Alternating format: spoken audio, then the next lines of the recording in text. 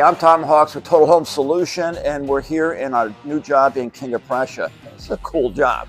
So a homeowner came to us and said, hey, what I want is I want a gym, and I want a mudroom, and I want a laundry room, and I want a full bath, and I want heated floors, and I want. Those are jobs we love. So what are we doing here? This, believe it or not, was a 2-story greenhouse, lots of glass. We took this all down. We framed out the 3 walls that you see here. So this will be the feature gym that they'll have. The bathroom is in here, full bath. You got your shower, you got your vanity and your commode. We're gonna put a pocket door in here. In here is framed out for a door separating the two. So come on in here, I'll show you the mudroom.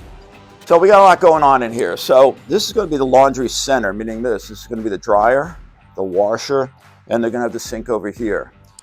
These pony walls in here is everything's going to be underneath, and this is going to be like the folding table for them to have.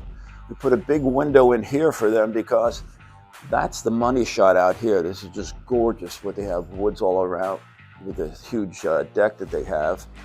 We raised the floor up so they can literally walk out here, and it's level with the other room.